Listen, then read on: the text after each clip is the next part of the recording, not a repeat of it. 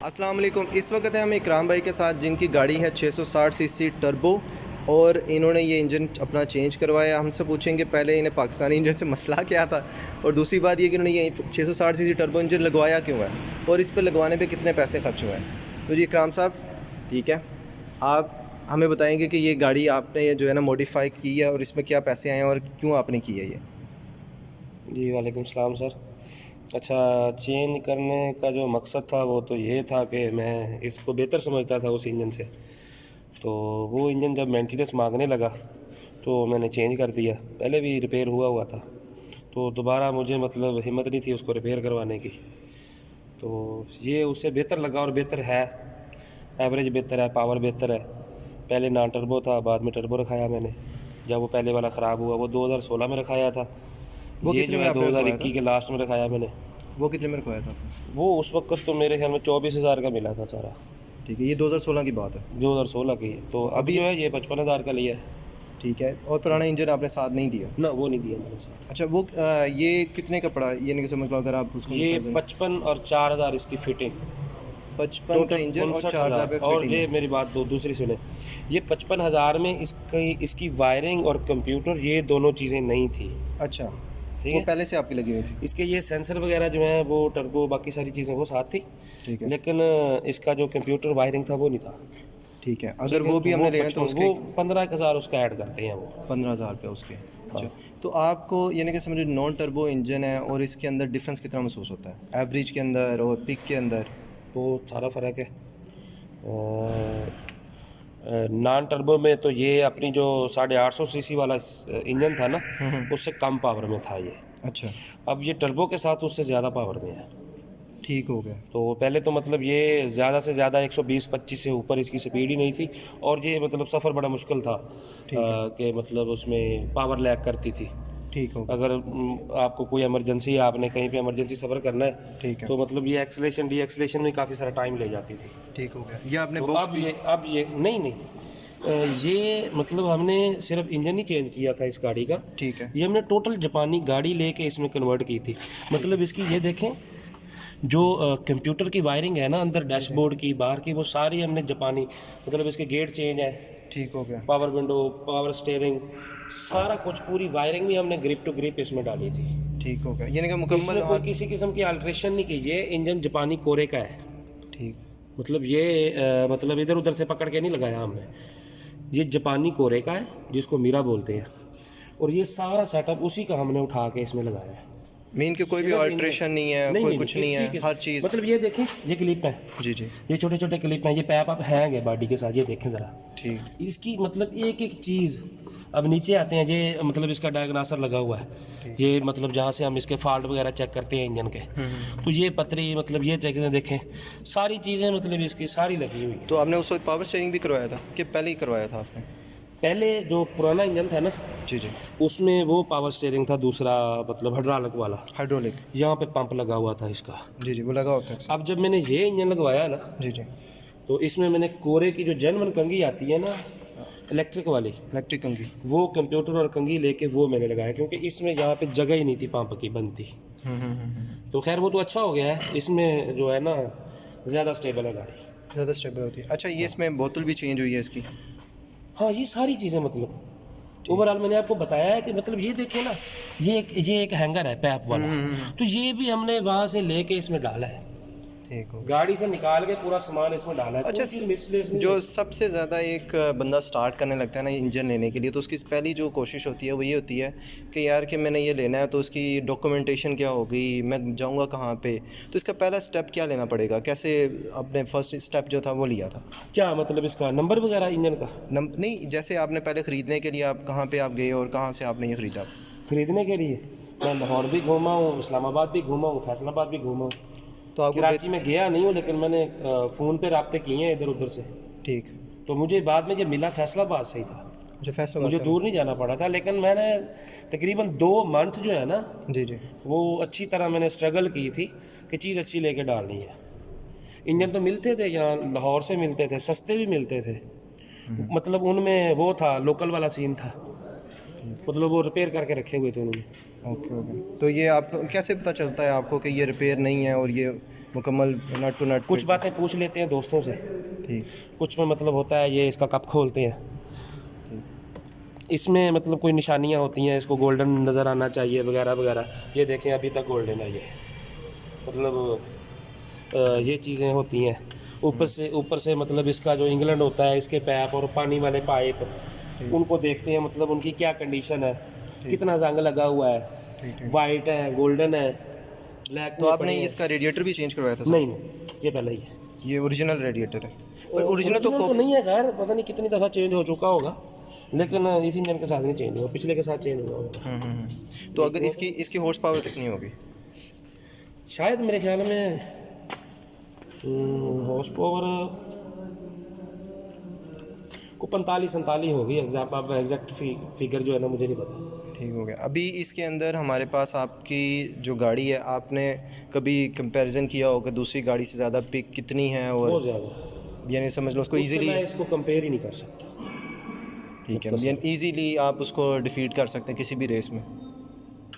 सिर्फ रेस नहीं देख ली मैंने, ठीक मैं है, और बड़ी चीज़ें देख ली हैं। ठीक है। ये चलने में बड़ा स्मूथ है, इसका शोर नहीं है अंदर, इसमें कोई वाइब्रेशन नहीं है, और इसमें सुकून ही सुकून है। ठीक हो गया। कोई इसमें मतलब आपकी प्लग वायर नहीं ख़राब हो रही, कोई आपकी कोयल नहीं ख़राब हो रही, कोई आपके डिस्ट्रीब्यूटर के पंगे नहीं है। जस्ट ये सीधे सीधी कोयल्स हैं इसके ऊपर, इसको डायरेक्ट इसका कंप्यूटर जो है वो फायरिंग करवा रहा है।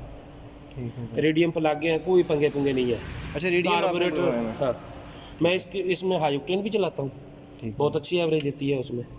अगर सादा पेट्रोल चलाता हूँ तो उसमें आम वाली मुझे एवरेज दे देती है। जो आपके पास पहले जो लोकल इंजन था उसमें कितनी एवरेज थी आपकी? पता नहीं, मुझे नहीं याद उसमें। तो इसमें जब आपने नॉन टर्बो लगवाया था, अब कितनी एवरेज थी? नॉन टर्बो और इसकी अगर मैं बराबर चलाता हूँ ना इसको भी 100 पे चलाता हूँ, उसको भी 100 पे चलाता था, तो इनकी सेम एवरेज है, कोई फ़र्क नहीं है। जब इसको मैं 120 से ऊपर लेके जाता हूँ ना, तो ये 12 किलोमीटर तक भी एवरेज करता है, और ये 90-100 की जो स्पीड है ना, उस पर ये मुझे 19-20 किलोमीटर एवरेज देता है, और इससे ज़्यादा भी देता है, मेरे चलाने पर डिपेंड करता है। और सिटी में ये 14-15, 14-15, 16, 14-15, 16 इस तरह। अच्छा, अब हमें आप ये बताइए कि ये जो नया इंजन रखवाने के लिए हमें क्या क्या चीज़ें चाहिए होंगी, क्या क्या एहतियात हमें करनी पड़ेगी, क्या क्या चीज़ों का आपको प्रोसीजर वगैरह होता है? बस उसमें इतनी एहतियात करनी है कि जोड़ जुगाड़ नहीं करना। जोड़ जुगाड़ से मुराद मतलब ये इसकी ज़्यादातर जोड़ जुगाड़ के चांस वायरिंग में होते हैं, तो वो नहीं करने। जौन सा कंप्यूटर हो वो ही वायरिंग हो और वो ही इंजन हो। वायरिंग कहीं से, कंप्यूटर कहीं से, इंजन कहीं से, तो फिर वो मसले मसाइल बन जाते हैं बंदा। और मसले मसाइल भी ऐसे बनते हैं किसी की समझ में भी नहीं आते, कोई जो है ना वो हल भी नहीं कर सकता। ठीक। पहले मैं भी मसले मसाइल में फंसा हुआ था, लेकिन अभी अल्हम्दुलिल्लाह इसकी मुझे एक कैटलॉग मिल गई है, इसकी पूरी बुक मिल गई है, एक एक सेंसर की उसमें मतलब चेकिंग है, मैं उसके मुताबिक खुद ही अब इसको ट्यून कर लेता हूँ। ठीक हो गया। अच्छा, ये आप इस क्योंकि मैंने ये गाड़ियों में नहीं देखा हुआ, इसका क्या ये मकसद फिल्टर है, ये पेट्रोल की लाइन में लगा हुआ है। ठीक है। ये इस इंजन मतलब हमने अगर इंजन चेंज किया होता ना, तो ये हमें नहीं मिलना था, ठीक हो ना ये होना था। हमने पूरी गाड़ी स्वैप की है, तो ये सारी छोटी छोटी चीज़ें भी उसके साथ ही आई हैं। ये फ्यूज़ बॉक्स जो है, हाँ। ये जो अंदर लगा होता है फ्यूज़ बॉक्स, ये वही है? नहीं नहीं सर, अंदर और है, ये और है। अच्छा, ये बाहर की वायरिंग मतलब ये लाइटिंग वगैरह और EPS का फ्यूज़ इसमें है, ठीक तो है। इसमें जाए बाकी EFI का जो मतलब इंजन का भी फ्यूज़ इसमें है, फ्यूल पंप का भी है, फैन, रेडिएटर वगैरह की रिले 2-4 इसमें लगी हुई हैं। तो मतलब ये इस तरह का सीन है। तो आप क्या रिकमेंड करेंगे अगर आज इस वक्त अगर कोई बंदा ये सोच रहा है कि यार इंजन रिपेयर करवाऊं या न्यू इंजन हो? देखिए, अगर उसका इंजन अच्छी हालत का है तो उसको रिपेयर करवाए, बड़े बड़े कारीगर हैं, बहुत अच्छे अच्छे बंदे हैं यहाँ पे, कर लेते हैं काम। जो अगर फ़र्ज़ करो को चेंज करना ही पड़ता है, तो दोबारा वही जो पता नहीं उसको ED20 बोलते हैं, जो अपना मतलब दोबारा वो इंजन ना रखवाए, मतलब कार्बोरेटर के चक्कर में दोबारा ना पड़े। अच्छा, कोई भी EFI। ठीक है। कार्बोरेटर से यानी समझते हैं आपकी ये कि इसमें कुछ लोगों के पास किट भी है, जो EFI की किट होती है, वो उस पुराने इंजन पर लगवा रहे हैं, अच्छी चलती है। उससे भी मतलब वही जो पुराना कोरे का अपना इंजन है ना, उस पर अगर वो बटरफ्लाई लगाते हैं इलेक्ट्रॉनिक वाले कंप्यूटर वगैरह के साथ, उसको चलाते हैं तो बड़ा अच्छा रिजल्ट देता है फिर। अच्छा, ये डुअल कैम के साथ है? हाँ, ये 12 वाल है इसके। ये 12 वोल्ट, जी। ठीक होगा। इसमें जो प्लग हैं वो कितने डलते हैं और कहाँ पे डलते हैं प्लग? प्लग ऊपर है, प्लग भी ऊपर है, क्वाइलें भी ऊपर है, इसमें कोई डिस्ट्रीब्यूटर वगैरह कुछ भी नहीं है। ٹھیک ہو یہ مطلب کمپیوٹر سے وائرنگ آ رہی ہے اوپر. یہ بھی سینسر ہے کوئی؟ یہ ٹربو کے ریلیٹڈ ہے. اچھا ٹربو تو یہ ہم نے آن نہیں کیا اس کی ضرورت ہی نہیں ہے ہمیں. مطلب میں کوئی ایکسٹرا پاور نہیں لینا چاہتا اس انجن سے. اچھا یہ میرے جتنی دے رہا ہے نا جی مست ہے. ٹھیک ہوگا. اچھا میں ایک چیز انہیں سمجھ لوں کیونکہ یہ ہو گئے پرانے انجن ہو گئے ہوئے ان کو جب کورے آئی تھی 95 میں تب کے ہوں گے یا پھر 2000 تک ہوں گے. جی اب ان کو بھی تقریباً 20 سال ہو گئے ہوئے ویئر ہاؤس میں پڑے ہوئے یا پھر پرانی گاڑی میں پڑے جہاں سے نکالتے. اب میرے جیسا لوگ میں کہتا ہوں کہ یار میں انجن لوں تو فریش لوں جو زیادہ اچھی ایفیشنسی ہو یا پھر وہ زیادہ اس کی ایوریج ہو یا پھر وہ زیادہ ریلائبل ہو یا پھر نیو ہو. ٹھیک ہے لیٹسٹ ماڈل کا ہو. اب تو اس میں آپ کے مطابق کون سا انجن فٹ ہو سکتا ہے جو نیا ہو؟ سر لوگوں نے بڑے بڑے تجربے کیے ہوئے. میرا کا انجن لگایا ہوا ہے اس میں نئے ماڈل کا, وہ بہت آؤٹ کلاس ہے, اس سے بھی اچھا ہے. ٹھیک ہے لیکن اس کا فائدہ یہ ہے کہ بھئی یہ کورے کا ہی ہے. ایک تو اس سے مطلب وہ کورے کا نام نہیں خراب ہوتا. دوسرا یہ ہے کہ اس میں کسی قسم کی کوئی بھی آلٹریشن نہیں ہے, کوئی پنگا نہیں ہے. باقی رہ گئی بات انجن صحیح ملنے کی یا نہ ملنے کی, تو بھائی مل جاتے ہیں, ڈھونڈنے سے ہر چیز مل جاتی ہے. 2 مہینے لگے تھے یہ انجن ڈھونڈنے میں, مطلب ہیڈ ڈھونڈنے میں. ہیڈ ڈھونڈ رہا تھا تو انجن ملا, میں نے اٹھا لیا. ٹھیک ہے میں نہیں تو ہیڈ ہی لیتا, مجھے انجن اچھا ملا, میں نے آسرا ہی نہیں کیا, پیسے بھر دیے, مطلب انجن لے لیا اس میں. اچھا اب جو یہ آپ نے اس کا اسٹیئرنگ بھی چینج کروایا ہے. ٹھیک ہے یہ اسٹیئرنگ مطلب یہاں سے لے کے نیچے تک, مطلب یہ دیکھیں آپ کی کورے میں یہ والا فنکشن نہیں ہوگا. یہ جو ٹائمر ہوتا ہے ویپر میں, ویپر ٹائمر بالکل نہیں ویپر ٹائمر وہ نہیں ہوتا اس میں, وہ بھی ہے. مطلب ہم نے یہ جو سارا سسٹم ہے نا, یہ کالم تک نیچے تک ہم نے وہ اس کا کھول کے لگایا. اگر وائپر ٹائمر ہم نے لگوانا ہو تو اس کے لیے کیا وہ ہوگا؟ لگ جاتا ہے, وہ لگ جاتا ہے اس میں یہ آپ کو چینج کرنا پڑے گا. ٹھیک ہے لیور. ہاں مطلب یہ پوری اسمبلی چینج بہتر ہوتی ہے. ٹھیک ہو گیا. اگر اسمبلی نہیں تو 100 آلٹریشن ہے الیکٹریشنوں کے پاس, وہ کر دیتے ہیں. وہ الیکٹریشنوں کے پاس ہے, وہ مطلب ایک ٹائمر سا بنتا ہے, سوچ اس نے کروانا ہوتا ہے, وہ موٹر نے, وہ سامنے جو باہر لگی ہوئی ہے. ٹھیک ہو گیا. تو کیونکہ مجھے یہ پرابلم آتی ہے جس وقت بارش, کیونکہ لاہور میں کم ہی پڑتی ہے, زیادہ بارش ہو تو کچھ نہیں ہوتا, اگر تھوڑی ہونا تو بندہ پاگل ہی ہو جاتا ہے. وہ مجھے بار بار بار ہاتھ سے مارو. اور یہ جو آپ کا اسٹیئرنگ ہے یہ مجھے ایئر بیگ والا لگ رہا ہے, ایسے ہی ہے؟ اس میں ایئر بیگ ہے یا نہیں؟ جی بالکل اس میں ایئر بیگ ہے, اور اس کی وائرنگ بھی ہے اینڈ تک. اچھا آپ نے سینسر نہیں ہے. اچھا سینسر نہیں ہے, باقی ہر چیز سینسر بھی موجود ہے, لگانا چاہوں لگا سکتا ہوں. لیکن بھائی میں پاگل سا بندہ ہوں, کبھی بھی ٹھوک دیتا ہوں اس کو, میرے کام اس طرح کے ہے. ٹھیک ہو گیا. تو پھر مطلب یہ کھل جائے گا, مطلب یہ پھر کہاں سے ملے گا. ٹھیک ہے ساری الیکٹرانک رکھا, ٹربو رکھا, میٹر بھی آپ نے موڈیفائی کرایا, ہر چیز موڈیفائی کرائی.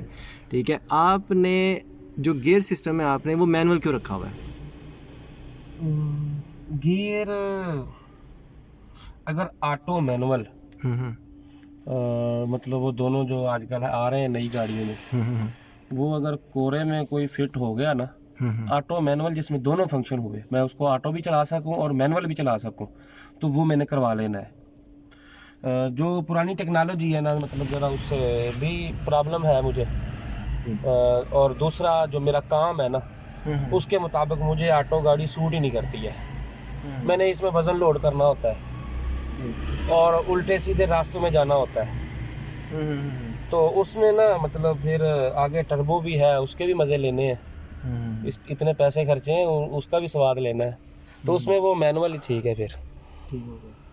تو اچھا یہ آپ کی جو اے سی ہے, جی میں نے اس کے بارے میں پوچھا تھا کہ اس کے نا 2 آپشنز ہوتے ہیں, ایک مائلڈ ہوتا ہے اور ایک کول ہوتا ہے. دونوں اوکے ہیں اس کے. تو اس میں آپ نے چینجنگ وغیرہ کروائی؟ نہیں, کچھ بھی نہیں.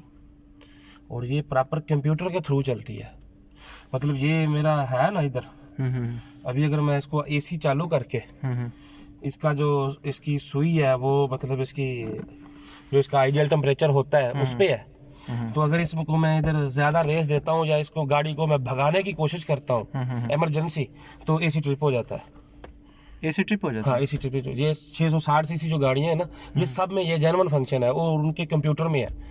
یہ ٹوٹلی اس کی اے سی کی کولنگ وغیرہ یہ وہ ٹوٹل یہ کمپیوٹر کے تھرو ہی کنٹرول ہو رہا ہے. اس کو مطلب یہ میں بلڈ پہ رکھتا ہوں نا, تو مطلب یہ میرا ایک نارمل سا ٹمپریچر رہتا ہے, اے سی جلدی ٹرپ ہوتا ہے, اس میں مجھے فیول ایوریج بھی اچھی آتی ہے, اور کولنگ بھی میری مناسب سی رہتی ہے. تقریباً پوری گرمی میں نے یہاں پہ چلا کے رکھا ہے, यहाँ पे बहुत कम मैंने एसी चलाया है, अच्छा इसमें यहाँ पे आने की ज़रूरत ही नहीं पड़ी है, पहले ही कूलिंग पूरी हो जाती है। अच्छा एसी वगैरह की सारी आपकी चीज़ें थी, आपने इसका कंडेंसर वगैरह भी चेंज किया और उसके बाद उसके अलावा उसमें एसी के नहीं नहीं, लिए? वो एक अलग सेटअप है, उसका इंजन के साथ कोई तल्लक नहीं है।